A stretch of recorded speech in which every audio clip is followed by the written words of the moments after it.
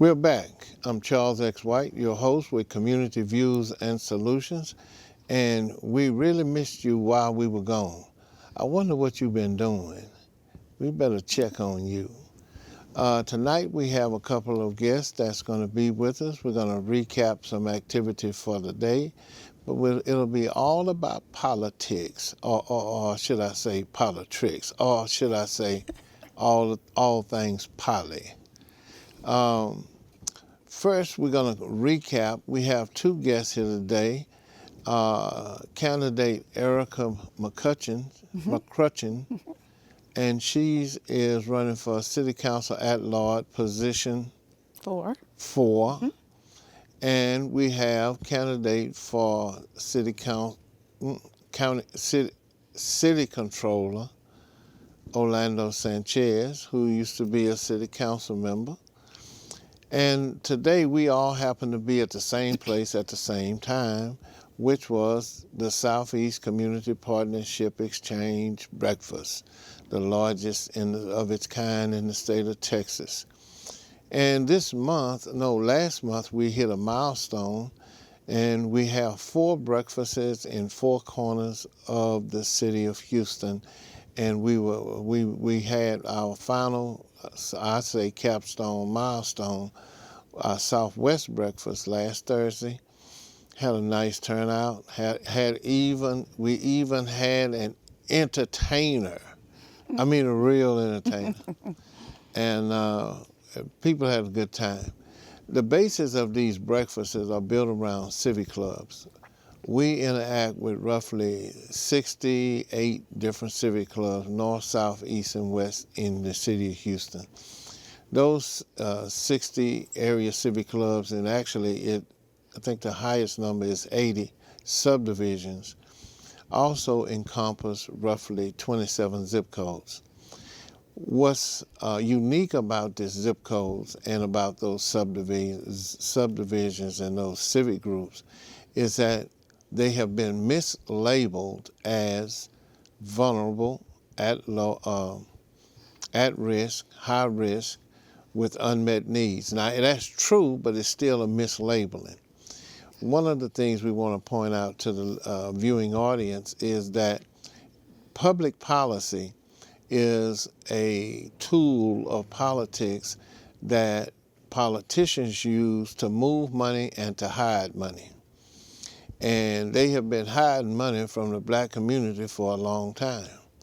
And in the last 25 years, to my knowledge, going back to 1980, roughly around 1983, there's been a westward move and a urban land grab by developers and in partnership with bureaucrats, with the city and the county, as well as politicians.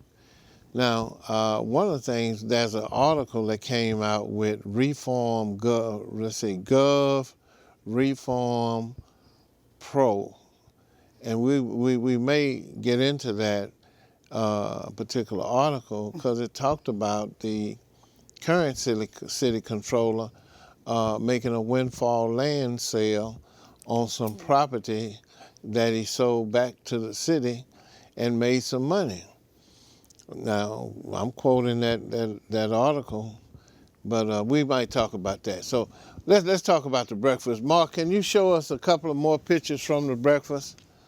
Now, these are some candidates that attended the breakfast.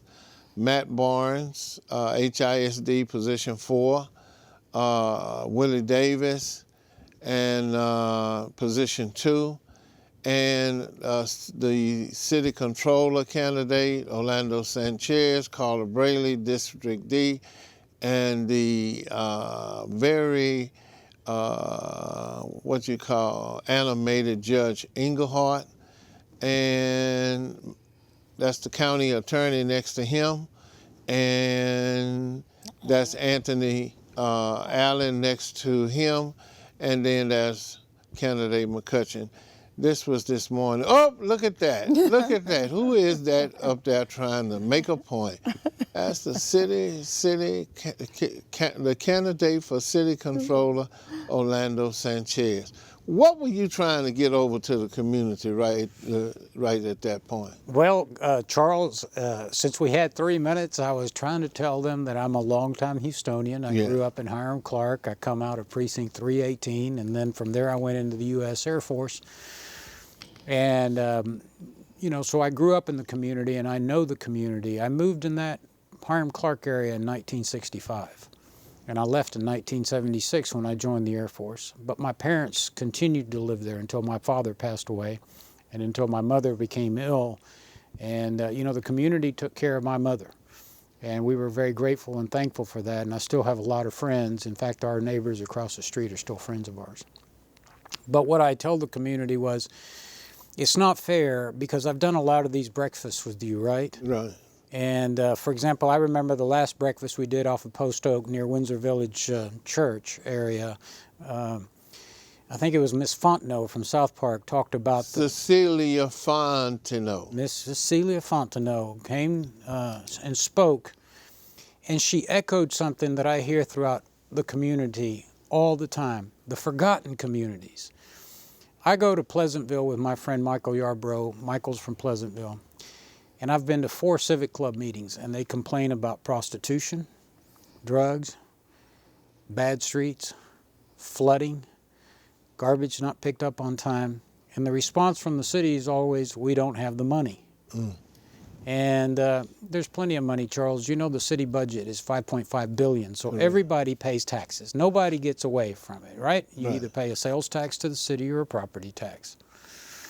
But what's happening is, we have 2 different cities, 2 different communities. If you go to the Galleria or Memorial City, you see beautiful chrome lights, neon lights at night, brand new private cars with Houston police officers in them, beautiful landscaping, new bus routes, new sidewalks, new streets. Where does that money come from? The general fund of the city of Houston that everybody pays taxes into. And yet you go to Pleasantville, or you go to Independence Heights, or you go to Acres Homes, you go to Hiram Clark, and it's a completely different city. The services from the city are lacking, and it's fundamentally unfair to the community. Well, Candidate McCutcheon, let's see if we can take a swing at this. Let's say you're in the office at large. Now you have to deal with a strong mayoral form of government, meaning dictatorship, and you have to answer to constituents. And now you have to deal with a city controller. How would you balance that? What combination of problems would you foresee that would make you try to, one, create a bridge with the mayor's office, the controller's office, and your constituents in all of the city of Houston districts? Because you vote on everybody. I do. When you vote, it's everybody. I do. Okay. I think for me, one of the areas that I would think that's why it's so important that we as citizens become very active in our basic civic government, working with those super neighborhoods and community, having community-based leadership. Because our government, we have to understand that our government is designed to work from the bottom up and not the top down. And I think sometime when we have elected officials who get in these positions and they forget that they are servants, that they are servant leaders, supposed to serve the people. Now, in our form of government, having a mayor that have such power, there is something about power that corrupts. And absolute power corrupts absolutely. And so as a city council at large position, I would work with the other city council members, because I'm just one vote, but I would work with those other city council members at large, and we would go to the mayor and ask the mayor if he would consider his office, consider what his responsibilities are to the constituents that he should be serving. And then from there, we bring it to the public. We have a transparency going on down there. We have to expose this darkness, and we put light in it. Bring it out to the public. Let the public know this is what we've done. This is what we see is happening. This is what is going on. So we got to have some kind of transparency going on downtown. Would you just said something that's very exciting, that with the translation from you to me and back to you, is it possible that you could be a crusader advocate for transparency on items that affect the public that the mayor is turning a deaf ear to? Absolutely. It's not only that would I be that, I have the responsibility to be that, because I'm a public servant. I'm asking the people for their vote. I'm asking the people for their trust, to help, to trust me to go downtown to represent them. And then, in the other hand, to be that representative from the city back to the people. And so it's very important that I have that and understand that I have that responsibility to let the people know what's going on. The reason why so much is happening in our city and things are the way they are is because the people are ignorant about what's going on. But if the people know the truth, just something about righteousness in people that they want to rise up and say, that's wrong. We need to get that right. And so we have to be able to connect with our communities. That is the power of the civic organizations in any city. I'm a civic-based individual. I love civic clubs and the super neighborhoods, because that is where the people live and they know what they want in their community. And as taxpayers, they should be allowed to have that money back into their community. They should have good services. We shouldn't be faltering on things that are no-brainers. Right. We shouldn't be faltering on those things. Well, now you make me jump to another question. As the city controller, and you're the controller, chief watcher of the money, is that a good phrase or caption? That's a very good caption. All right. I don't remember from Kathy Whitmire to now a city controller ever going against the mayor. I do remember a little tension between Kathy Whitmire, who was the mayor? Was it McCon? The controller at the time? No, yeah. when she was the controller. Well, there was McCon. That was And McCon. then before that, it was Fred Hoffines. Before that, it was Louis Welch, and yeah. She was the controller Right. for all of that. It might have been with Welch, because she beat Welch, right? Well, that's a long time ago, Charles. You're really. Yeah. We don't. Yeah, but the point is, I was that, a young man. Yes, me too. But the point is, how do you make allegiances and alliances to doing the right thing with the public's money and connecting to the council members? Because as far as I know, the controllers have been just rubber stamps. Yeah, and so they don't have to be. You mentioned the word allegiance. I noticed that at your breakfast you have a pledge. Yes. It's to build a better community, to work together. I think that all of us that look to serve the public should make an allegiance. In fact, we take an oath of office before that. And the allegiance should be to the people of the city of Houston and to the taxpayers of the city of Houston. And so that would be my allegiance, is to be transparent. Today, if you want to find out financial information about the city of Houston, it's very difficult to do that. And so one of the things that I promise to do for the community is if they go to my website at the city controller's office, there will be beautiful charts that will explain to you in very easy to understand terms, where is the money? Who's using the money? Who's taking the money? What are the results for the money being spent? Because right now, it's a very dark situation, as you mentioned. It's very difficult to find that information. And so it's the responsibility of the Chief Financial Officer of the City of Houston, which is, by charter, the responsibility of the City Controller. Controller means control, to control the money. And so my allegiance would be to the voters of Houston. For far too long, as you mentioned, Charles, too many controllers have acted as employees of a particular mayor. Mm-hmm. Whether it was Bob Lanier, whether it was McCon, or whether it was Kathy Whitmire, and then whether it was Bill White, the controllers acted like employees. They're not employees of the mayor. The controller is a sovereignly elected office by the people, as are the city council members and the mayor. Their allegiance is to the voters. To the people. So the city council does not have an allegiance to the mayor. The city controller does not have an allegiance to the city council or to the mayor. And the mayor doesn't have to be a lapdog for either one of those. So they work independently, but they should all be pulling the wagon in the same direction to help neighborhoods that too often are forgotten in Houston. With what you know about the financial position, under different mayors, they had different slogans. Worst first, hope six. How could you take a leadership role as the controller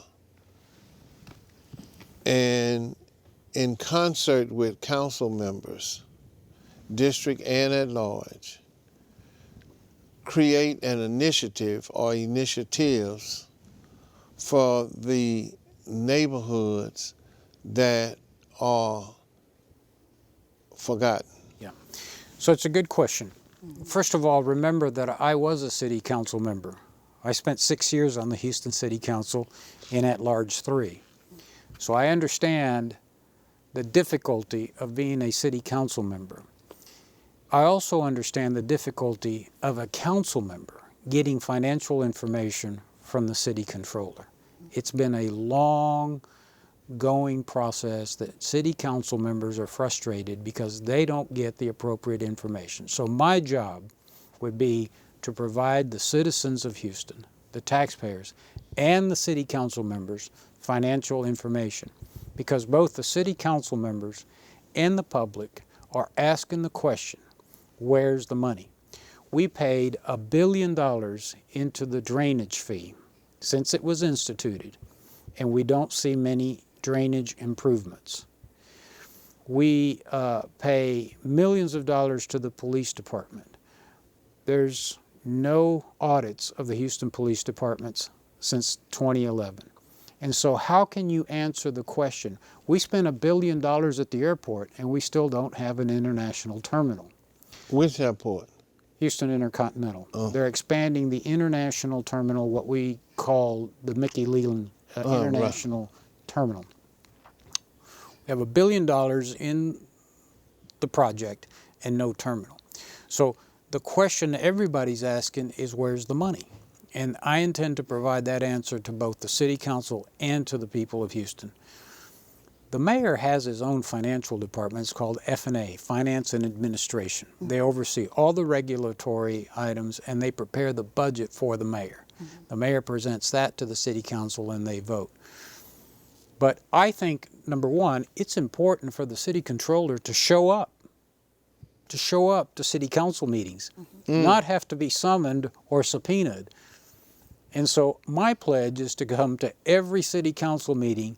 When a city council member has a question about where's the money, Orlando Sanchez will be there to tell the council members where the money is. Is there a seat in the horseshoe for the city controller? No, the city controller can occupy any seat in the chambers. And of course, when the question is asked by a city council member, the controller can come up to the podium and answer that question. No, that's new information. Yeah. Because that's revolutionary to be able to respond to a financial question from the authority on the money, based on what the mayor is saying. And you know, I've been a part of different times when you're looking for something from the mayor's office. It comes out the day of, it comes out the day before. You don't have a chance to study it and cross-reference what the numbers that they put in. And then you just stuck with making an incomplete decision. Well, and to make matters worse, the budget of city council members is very limited, so their staff is very limited. So they're not only are they answering constituent calls, Right. but every Friday, as you know, the agenda is delivered by the mayor. That's right. And so you only have the weekend to prepare because on Tuesday you have the public hearing, and then on Wednesday you got to vote. That's right. And so, yeah, I share the pain of a city council member. I was a city council member for 6 years. And so my job would be to answer each and every question for the council member. And that way it allows the council member, because council members have a privilege, it's called a tag. So when the mayor puts something on the agenda and council member's not ready or has some questions, you can tag it, which means a 1-week delay. And then after that, if you still want to delay it, you have to get your colleagues, you have to have a majority of them to vote to delay it for another week. But I think it's important that the city controller come to every meeting, Charles. And we have a controller that doesn't come to every city council meeting in the city of Houston. Okay, let me put it to you. District B, Okay. maybe the second worst district and the largest city council district. Is that right? D or B. I'm not sure Okay, which one one of is the two, leading. yeah. Now, some elected officials exercise what's called professional courtesy. I'm going to give you the scenario and you tell me how you would navigate it. Okay. Okay. And this is the actual case. So you have a school district that's low performing, according to their data and TEA's data. But you don't say anything about the low performing because you're giving that school trustee the latitude and professional courtesy by not saying anything.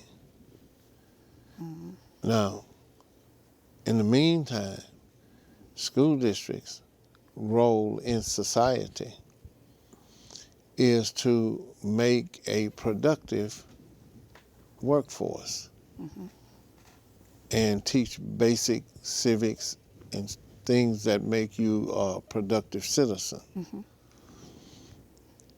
Now, if you have a low-performing school or schools, and this is a 12-year-old or longer condition,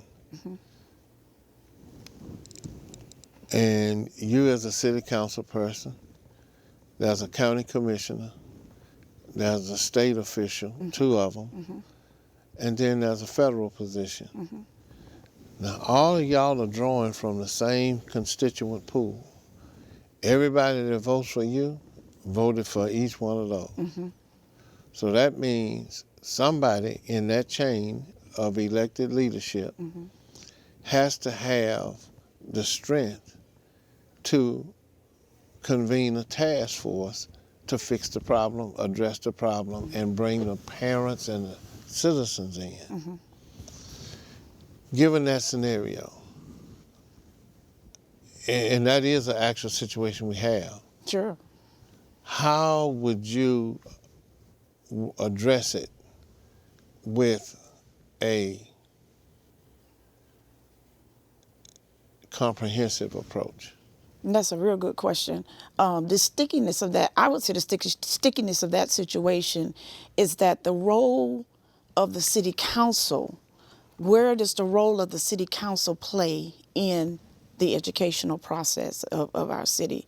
The arguments have been made on both sides of the issue that city council does not, they have the independent school districts that take care of that aspect of the schools and things of that nature, and that city should not be involved in the educational process. Is it in the city charter that you cannot do that? I have not read that in the city charter. It's not in the school district's charter either. Okay. Okay? Uh-huh. Now, so you don't have any legislative barrier. Right, that says no. But I think the overall thing, though, as a city council at large position, again, it is everyone's responsibility to make sure that we are producing our young people, educating our young people, and making sure that they get what they need so that they can grow into being productive citizens that they're supposed to be. It's not just one hand saying, look, it's the school board responsibility. If we know as a city that there is a problem going on in our school system and that we're not producing the kids, then as a city council member, I would look into saying what could be our role to come alongside with our county, with our state, with our federal. What can we do to improve our school condition? I'm not one for throwing money at a bad situation unless we're going to really get in there and solve the problem, find out where the root of the problem is. And until you find what the root is, it's still going to continue to grow. It's kind of like a plant. If you have a plant, like weeds in my yard, I can go out and I can cut the top of that weed off, and you go back out there 2 weeks later, that weed will pop right back up and sometime bigger. Mm-hmm. And so you have to get to the root of where the problem is.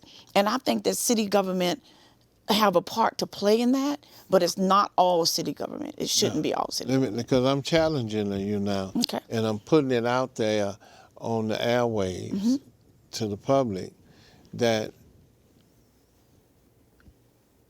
elected officials have to become better leaders. Absolutely. And that means whatever you can do as long as it's legal, lawful, and ethical. That's right. That's your standard of operation, operating within that context. Outside of that context is the key thing is need. There's a need for leadership in every strata of elected officials. And it doesn't, to me, it doesn't matter if you at the state or whatever. Right now, the root that we're dealing with is low performance. Yes, sir. By the elected official or in the school district or the city council person, whatever. Now, sometimes it takes an adjutant to start people to move in the right direction. It's got to have some current. Now, because if you're in the seat, I'm going to call you back to this conversation. Okay. And we're going to try to figure out how we can do it. Now, if you need to get some people together, I can do that. Well, that's the key thing. See, because let me tell you something about black people. I know you don't know nothing about black people. Let me help you. Right. Black people like to be right. Yeah. And they like to know that somebody is actually championing their cause. Absolutely. And they want the best for their children.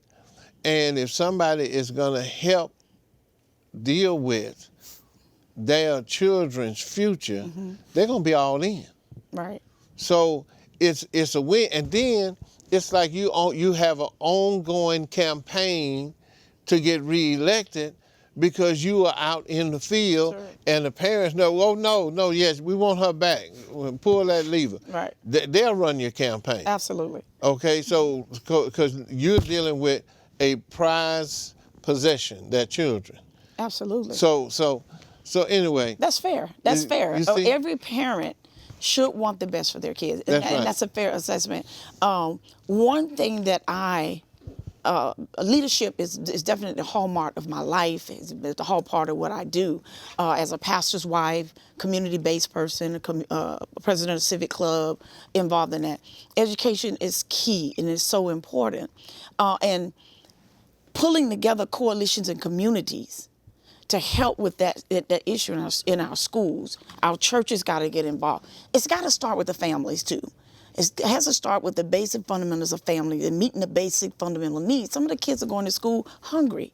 So you got to have those basic fundamental things first before you even begin to teach a kid. Because if they come to school hungry, they're not going to be able to perform. So you got to start with family. You got to start work with churches, businesses, building a correlation of all of that in community to bring about a difference in the education of our kids. That's very important. Okay, let me bring the city controller's position in. Okay. Let's say civic clubs. There's an infrastructure that's fragmented. It's the human infrastructure that's fragmented. If you, from your position, would take a leadership role and have a corporate partner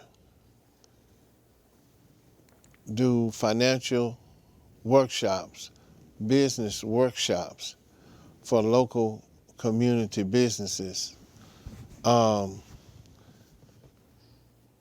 is that a unrealistic possibility, you being in that?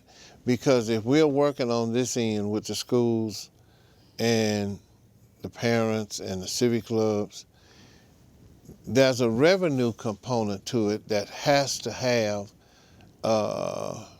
clear presence, because everything works on money. The community has to generate businesses. I took about 5 or 6 years ago, I took a ride down Lowndes Avenue, 7:30 in the morning. If you go from Jensen to Wayside on Lowndes Avenue, there's only one business open at 7:30 on the black side. That's a business, black-owned business. There's another business it's a store. The black-owned business was a car wash. But you go over the track, you had about 14 different, you had eatery, you had the washateria, you had one of the pawn shops were open, a tire shop was open. Most of them were restaurants, tire shops, washateria. It was about 14 different businesses. Now, on this side of the track, that community is dead. See, that's where I grew up in part. Waco and Oates, Waco and Lowndes, where Mr. Lang had a store, ice house, and service station, barbecue place, cleaners, all that's right there. You had Aurora barber shops, restaurants, shoe shops, all that's gone. The businesses that's on the other side, the Hispanic side, those are the same buildings. They never stopped. They may have had a low level of revenue at one time. Some businesses may have gone out of business, but if it's another business in there now. So it's thriving. That void, to me, is empirical data to say the economic engine in this community is gone. How many schools are gone? What has been the curriculum that killed this community? Because evidently, the curriculum that killed the community was that the school was not high performing or even at standard. People gone. Now, right now, the land is rich in Fifth Ward. And people and condos and developers, all of them trying to get that land and be right there because of its location and proximity to downtown, the entertainment district, the financial district, the rail, and all that. Now, all of that is by design. Okay, now, we need to be able to look at this and try to rectify it with a financial reward. Because you got to have a financial incentive connected to it to deal with the developers. My thing with the developers has been, since 2000, it does not have to be an adversarial role because it's plundering. This guy Lickey, you know Lickey, don't you? Robert Lickey? Robert Lickey told me one time that it's a study called the Southern Houston Study, and you have to go into the planning department's records, and it's buried in those lists of studies that they've done. He said that was the most comprehensive land-based study done in the history of the city of Houston. Mm-hmm. And it had on its front cover, I have the original one, it had a swath of land from from Clear Lake over to Meyerland. And it's like all that land was unused land. And it was the picture, the color of that vacant land or land opportunity was gold. That's the symbolism to me. It's rich. Mm-hmm. And those zip codes that I talked about earlier, vulnerable zip codes, over half of them on the south side. Mm-hmm. Now the next movement now is supposed to be taking Lockwood to the Beltway, Wayside to the Beltway. They got so many apartment complexes going up further down on Wayside now. So, and it's displacement. North Forest is gone. Mm-hmm. They wanted the land. So is it feasible for you to call a meeting with the developers and some of the corporations and try to see how you can stop the bleeding of human resources leaving and human resources on one side growing and on the other side is stagnant? Yeah. So the reason we have government, Charles, is for one reason, and it's to make sure that justice is served. That's ultimately the reason we have a government. And so, as a longtime Houstonian, I moved to Houston in 1962. Loop 610 wasn't built. I've observed a lot of things. When Houston wanted to have a ship channel brought all the way over here to Jensen Drive in downtown Houston, what did the community do? They used tax dollars to dredge the ship channel, the largest inland ship channel in the nation.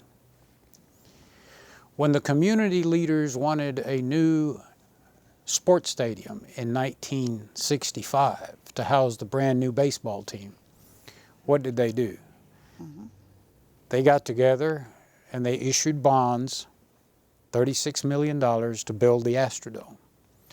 When the Astrodome became obsolete and the community wanted 4 more arenas, what did they do? They issued debt and built 4 new sports palaces. Baseball field, football field, soccer field, basketball stadium. When the city wanted to build a convention center hotel, Charles, what did the community do? They issued debt and they built a new convention center hotel called the Hilton. Mm-hmm. Americas. When they wanted to create a transportation service, they created a stream of revenue and created the Metropolitan Transit Authority. And when the county wanted to build a whole new freeway system to grow this region, they built the Harris County Toll Road Authority. So I tell you all that, Charles, because when a community wants to do something, it gets it done. And so the question you ask is, why, and you mentioned this morning that there are labels for communities: underserved, at risk, food deserts, underperforming. Mm-hmm. But where are all those communities, Charles? You know where they are. You talked about the zip codes that are affected. That is an injustice. It is. And that is the reason we have government. And so you ask if we can speak up. Well, there was a great mentor in America when there was a great injustice, and his name was Martin Luther King, and he spoke up. And so it's incumbent upon leaders to speak up, not to stay quiet, as you mentioned. You started off this long question by talking about protocol and professional courtesy and how an elected official shouldn't call out another elected official. Well, let me tell you something. If you're asking the folks to vote for you and you want to observe protocol and professional courtesy, go be a doctor. But don't be a public official.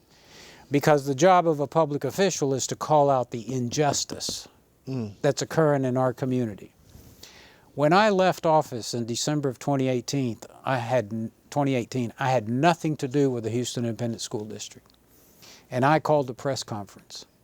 And I asked publicly that the governor step in and help our public schools. I'm a firm believer in public schools. And you're absolutely right. The only reason to have a public school is to educate the workforce of the future. And Houston will not survive economically if it doesn't educate the workforce of tomorrow. And so you can't have injustices when you're taxing everybody the same. Everybody is paying into the kitty. So the question I asked this morning, and the question I'll ask you again, is it fair that some communities have private police cars with Houston police officers, chrome arches, neon lights, beautiful landscaping, new sidewalks, new drainage, and there's communities that Mrs. Fontenot calls the forgotten communities? So yes, a public official is going to ask the people to vote for them. They better speak up or go home. Well, let me ask you this. Let me kind of segue into another line of questioning, but in the same ballpark. Let's go back to the breakfast. Okay. So how did you see it as a tool to participate, to help grow that bridge, or the partnerships, or that kind of thing? Let me say this before you answer. Texas A&M, the Institute for Sustainable Communities, tapped me as their first community fellow. They did several projects with us, and one of them had to do with a wellness, a people's sense of wellness in times of a disaster and after a disaster. They did this in Houston, and the people that attend the breakfast, and they had these scientific questions, and the questions had a national. This was a national survey that they were doing. So the questions were formulated by someone else nationally, academics. And so they took those questions and put it to the people at the breakfast. The results of the people at the breakfast, it blew the researchers' minds that the people at the breakfast in Houston, Texas after Harvey felt that the breakfast gave them a sense of focus, calm, and well-being that exceeded the national average. So that showed that it had, I didn't know that before then, at least I could think it, I could say, we had a good time, we gave some information, had some good food, so on and so on. That's anecdotal. But they did it the academic way and said it's not anecdotal, it is a positive aspect. How do you see growing that type of engagement to help create a grid in those neighborhoods that we serve? Maya Angelou said, when you know better, you can do better. And one thing about those breakfasts is it keeps people informed. And when people have information, they can better control the choices that they make. And they can decide and make better decisions on how and where their lives are going to go. And so what your breakfast brings to the table is that sense of community. People don't feel alone. They feel like I'm getting information. Now I can better think through a process. I can make better choices for myself. I can make a difference when I have better information. And I think that's what your breakfast brings. So when people feel that way, they feel a sense of community and a gathering, and it lifts the spirit. It lifts the human spirit. And that's key. That's very key. And that's why, and I think back in the communities where I grew up, people had a sense of protecting one another and lifting one another. They took care of each other's children. They had an environment of safety. Hearing the testimony of Mr. Sanchez of how the community took care of his mother. So community is a powerful tool. It's a powerful healing balm when people feel that they have a close-knit community and working together, bringing in oneness in the community. And there's strength in unity. And so that's what your breakfast bring about. And I think it should be expanded. I think more people ought to get involved in what's going on in their communities, and then it makes for better communities. Candidate Sanchez, what's your reflection on that? Well, I agree. You know, I was thinking back to the people that I admire. When I lived in Hiram Clark in 1965, I met a young man who was the president of the Civic Club. Mm-hmm. And he was engaged in the Civic Club because there was a company that was going to build what was called the Holmes Road Dump. And they were going to put a landfill right behind Hobby Elementary and right behind Brentwood Baptist Church and near Madison High School. Mm-hmm. And the young man's name was Rod Page. And Mr. Page went block walking, Tidewater, Ebb Tide, Wuthering Heights, all those neighborhoods in Hiram Clark collecting signatures to present to the mayor of Houston that the community did not want a dump in the community. That's right. And, you know, I remember a young man by the name of Thurgood Marshall, who, same thing, well-educated, argued, got involved at the injustice of segregated schools. And then there was, of course, Martin Luther King. And so it just takes people to speak up and argue for communities that don't know because they don't get the information from government. So our jobs is, as you said earlier, to be that conduit, to provide the information, and the city controller to provide the information to the city council member so she can make an informed decision about the finances of the city. If too much of the resources, Charles, are going to the highfalutin areas of town and the underserved, forgotten neighborhoods, decade after decade after decade suffer the same blight, something has to change. And so it's going to take the community, as I said earlier, speak up. Don't be quiet. Well, so we not only do we have to have the citizens speaking up, we have to have a champion at the city controller's office. And I guess you're saying that's you.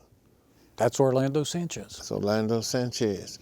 I want to put this on both of you.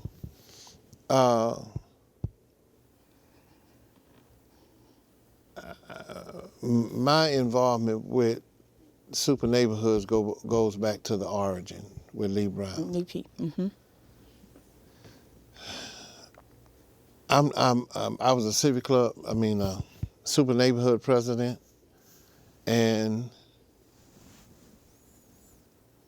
I did not support the concept as it was rolled out by Robert Lickey, not Lee Brown. Okay? Because what I remember clearly, when Lee Brown made his presentation, he said, what he wanted, it was called neighborhood-oriented government, akin to his neighborhood-oriented policing. And the fundamental core value of neighborhood-oriented policing was to get to know the people in the community. Mm-hmm. He said what he intended with this neighborhood-oriented government was to give the citizens more say in the spending of capital improvement dollars. Mm-hmm. That's what he said.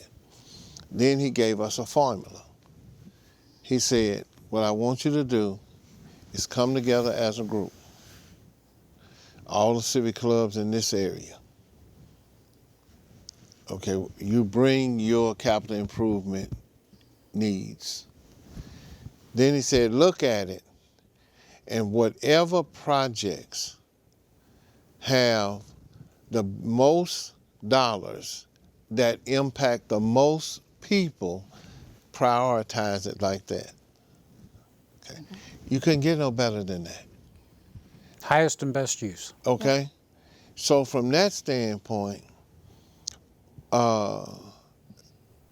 when Licky wrote the city ordinance, that is in chapter 33 of the city code, he changed that. It made the super neighborhood a surrogate of the mayor. And that configuration doesn't work well, because now you have to have a leadership that has an allegiance to the mayor. Mm-hmm. And if you look at the way that thing rolled out at the beginning, and you could see how it went off track, then special interest and self-interest took over community interest. Mm-hmm. And it was a few making decisions for the many. And the many was still left out. Mm-hmm. So my point was, when I was the super neighborhood president, I said, if we have strong civic clubs, we'll have strong super neighborhoods. Absolutely. Not the reverse. Exactly. And that's the way they were operating in the reverse to this day. Now, you got good people in all of them, but the way that the paradigm is designed, it's going to produce what it's designed to produce. Mm-hmm. And it's not wholesale inclusion. Mm-hmm. You know, it's me, I, and my. Mm-hmm. Mark, let's do this. If you'll show just a 1, 2, 3, 4 of the pictures from the breakfast as a recap, and then let's end, take up a couple of those minutes on those video links about wealth. I'm doing it. Okay. Okay, I went through them. All right. So let's go with the one that's a minute and something, and then the other one. Okay, here it comes. Okay. The way in white people has stretched a lot over the past 40 years. Now the wage gap is at 26.7%, and a new study says that's with all things equal, including education, experience, and location. That means white people take home $25.22 an hour, while a black person with the same background will make $18.49. In 1979, the gap was just 18%. When you adjust for inflation, black people were making $16.07 an hour, while their white counterparts took home $19.62. The primary reason? Racial discrimination in the job market. For example, studies show people with black-sounding names are less likely to get a call back than people without them. And wage inequality continues to build over time. So if a black woman got a job in the 80s and was already making less than a white woman, that disadvantage will keep on building. For Newsy, I'm Eugene Daniels. Okay, we're ready for the next one. It's going to take me about 20 seconds to get there. Oh, okay. Let me try. Okay.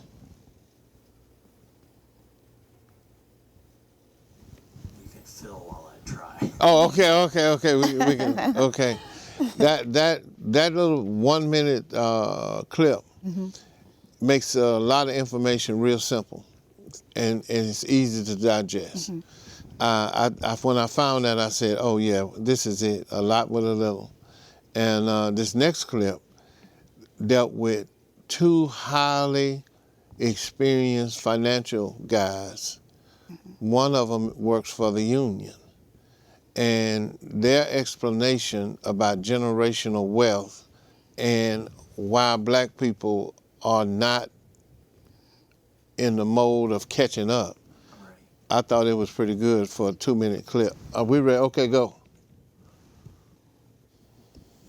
It's a given in black communities that education is the key to social and economic growth. It's what we believe, it's what we teach our children. But there's new research out of Brandeis University in Boston that shows that that may not be enough. The wealth gap between blacks and whites has tripled in the past 25 years. We're talking about why and how to close the gap with William Spriggs, chief economist for the AFL-CIO, and Michael Fletcher, national economics reporter for the Washington Post, who has written extensively on this subject. Gentlemen, welcome back to Washington Watch. Good to be here. The thing about this study, they clearly show that even if it's a question of education, even black folks who are going to college, the amount of debt that they are accruing is much higher than that of whites who are going to college. And so we say, get that college degree, get that higher job, but the problem is they are still beginning in a much deeper hole. That's correct. And the other thing about it is that this wealth gap, this is accumulated differences in income. So the wealth gap really represents centuries of discrimination and slavery. So we are going to start way behind. You can't just overcome that with education. This isn't just savings differences. I don't want to run past that because when we talk about this, what this is really dealing with is what is passed down. The fact of the matter is, for African Americans, our wealth is largely tied up in our homes. The housing foreclosure crisis wiped out 53% of black wealth. And so when people say, oh man, you bring up slavery, it really doesn't apply, but you do have to think about this in terms of what was the income of your parents and your grandparents and your great-grandparents. It is so relevant. I mean, you can go all the way back through the arc of American history, homestead programs, black people excluded, you know, GI Bill stuff, black people largely excluded. Residential segregation. We were excluded from capital markets, getting mortgages for so long. And then finally, when we started getting them, who was channeled into subprime mortgages? So you can kind of go down that entire arc, and discrimination plays a huge role. Even though, like you said, people, you know, they don't want to hear that, but that's a big factor. And when you have an economic crisis now, and whites were affected too, but blacks have so much less of a margin. You know, that's where inheritance comes in, that's where family wealth comes in, where if someone loses a job, you can maybe call up an uncle or a mom and get a loan to tide you over. Maybe you can save that house, not go into foreclosure. African Americans have so much less latitude when it comes to that, and that's because of the history. Okay, we're going to get out of here and get out of your way. Thank you for joining us on Community Views and Solutions, and my guest, candidate Erica McCutcheons, and candidate for at-large position 4, and city controller candidate Orlando Sanchez. This is Charles X. White signing off. We'll see you on October the 31st.